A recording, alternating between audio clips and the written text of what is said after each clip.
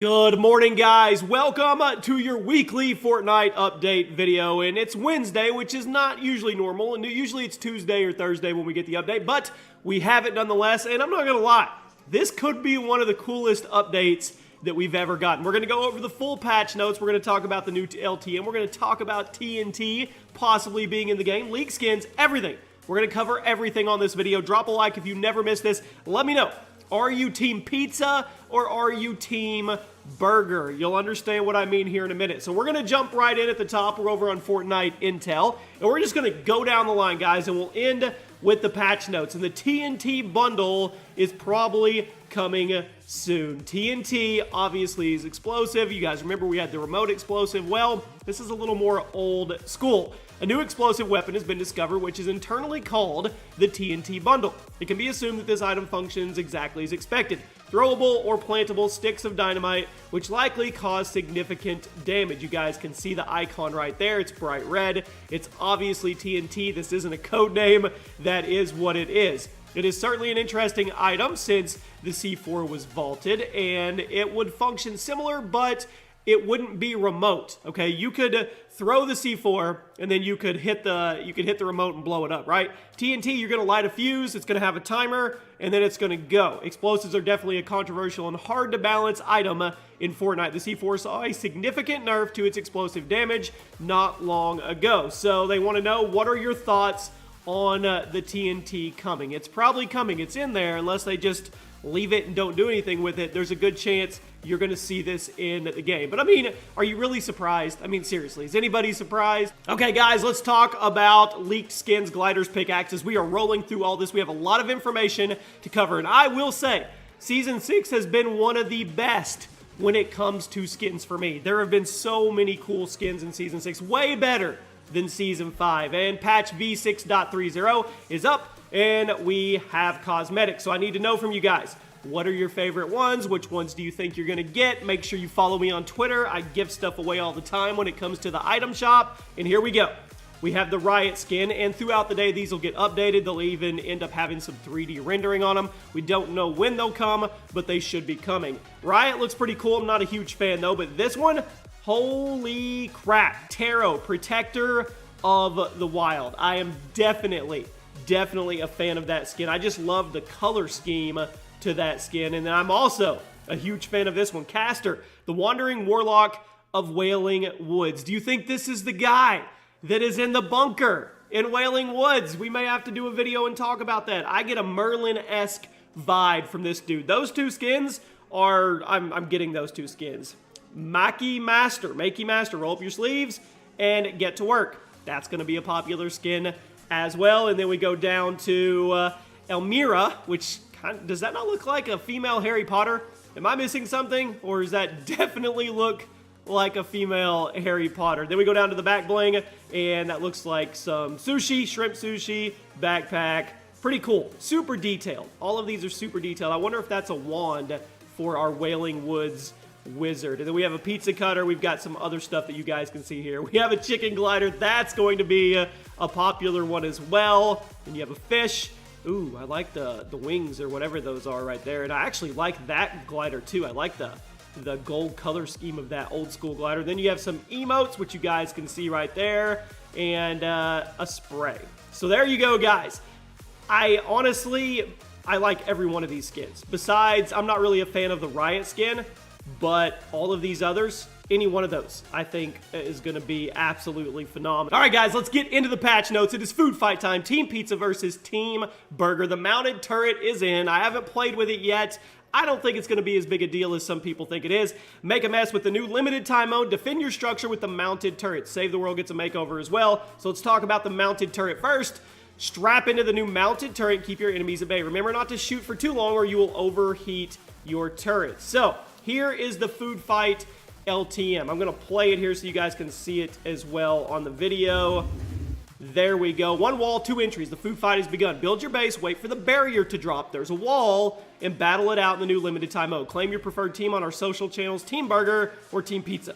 That's pretty cool, guys. Look at that. You build your bases around the Durburger or the pizza. You have this massive wall You call the battle horn, the wall comes down, and you go at it. I can't believe shopping carts are still in the game. Me and Joker were talking about that yesterday. What's the point of shopping carts? You have quad crashers, you have the balloons, you have porta rifts, all that stuff. Anyway, check it out. He's got the mounted turret up on the thing. Food Fight LTM, go take advantage of this. This looks like one of the coolest LTMs we have seen so far. Now, let's move on. We don't care about Save the World. I don't care about Save the World personally. Last word revolver, that's actually a really, really big revolver, but we're not worried about Battle Royale. We're not worried about Save the World right now. Battle Royale, here we go. Limited time food fight. The Battle of Durburger versus Pizza Pit has begun. Remember the food truck thing we talked about yesterday? 2 teams on either side, a huge barrier. We got it. Okay, mode details. An impassable barrier will be spawned along the center of the map for the first several minutes. Each team will have an under construction restaurant near the center of the map. Inside is a giant mascot head representing that team. If the mascot head is destroyed, the team loses. That is awesome. Teams should use the time that the barrier is up to construct a defensive fortress around their restaurant. As soon as the barrier lowers, the fight goes to the enemy and you try to destroy it. Special red supply drops spawn at the start of the match. They hold handfuls of weapons, ammos, consumables, traps, and a few hundred metal building materials. Players will respawn after 7 seconds when eliminated, keeping their inventory. So this is a respawn game mode until one of the mascot heads is destroyed. Eliminated players spawn a percentage of their ammo upon elimination, as well as 30, 30, 60 wood, stone, metal materials. 100% extra resources are gained from gathering. Building resources found on the ground increase from 20 to 50 per instance. No explosive weapons or item in this mode. So you can't just go RPG or grenade launcher the mascot head. You're gonna have to get up on it. You're gonna have to pickaxe it. You're gonna have to shoot it. It's going to be interesting. I don't know how much health these heads actually have, but that sounds like a really, really fun mode. I can't wait to live stream that later on. I'll put a link in the description. I live stream on Facebook every day, guys. Go check it out and join me. Playground. Let's talk about weapons and items as well. Porta challenges no longer spawn. Weapons and items. The mounted turret is in. It is a legendary trap found in floor loot, supply drops, vending machines, and supply llamas. Unlimited ammo, but it will overheat if you fire it too often. Can only be placed on floors, okay? Damage the mounted turret by shooting it directly or by destroying the structural support. So if you place it on a floor and you destroy the floor, it's going to damage it or it's going to destroy it completely. The floor piece it is placed on is invulnerable. Oh, okay. Invulnerable. Well, you just said you had to destroy the structural support. Okay, anyway. Once placed, it can be used by any player regardless of team affiliation. So if you place a mounted turret and I'm on the other team, I can kill you, I can go get on that turret, and then I can shoot all of your teammates. Once placed, it can be used by any player. When a vehicle passenger uses a grappler, the movement has been smoothed out by retaining. Pickaxe damage against players has been increased from 10 to 20. Holy crap! They just snuck that in there. Pickaxe damage has been increased from 10 to 20. That's huge. That's 5 less hits if you drop. Neither one of you get a gun and you have to pickaxe each other. That's actually a big deal. Okay, all right. Bug fixes. They adjusted assault rifle shell ejection settings to prevent the shells from obstructing the reticle. Balloons now have proper audio and visual effects if several pop simultaneously. Fixed an issue in which players can take damage when leaving a quad crasher while using balloons. They fixed quad crashers being movable by walking into them. Gameplay. Quad crasher spawn rate has been increased from 100% from 50. There's more I thought there was plenty of quad crashers anyway. All right. Gamepad bindings. I'm not worried about that. Emoting, bandaging, shield posting, usage, and other movement cancelable actions can now be used while affected by chillers. Damage numbers will now show up in the starting island. Players will take damage but not go below 1 health. Local damage effects like screen shake will not play in. Quest. All right. Just a bunch of stuff that's... the time a player is down but not out state before being eliminated has been increased from 50 to 60 seconds. That's actually kind of a big deal. Now let's talk about glider redeploy, my friends. It is gone. Glider redeploy will now only activate the glider. Skydiving will only be available when using glider. Whoa, wait a second. Skydiving will no longer be available when using glider redeploy. The skydiving state will still be activated when jumping from the battle bus using launch pads or any type of rifts. If skydiving from launch pads or rifts, the forced glider deploy height has been raised. Wait a second. I can't remember. Before glider redeploy, if you jumped off the top thing, could you pull your umbrella out or not? I don't know. I can't remember now. But okay, you can't skydive from glider redeploy. But glider redeploy is still in the game? I need to look into that.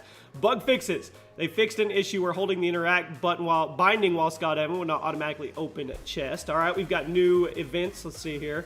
Tournaments, scavenger pop-up, solo, pro cups if you're interested in that stuff. More bug fixes for tournaments, a bunch of performance stuff. You guys can go check all that out. UI, bug fixes, audio, art and animation, replay system, spectating, a whole lot of stuff that I'm not super worried about. There you go, guys. That is the gist of it. The new League skins are awesome.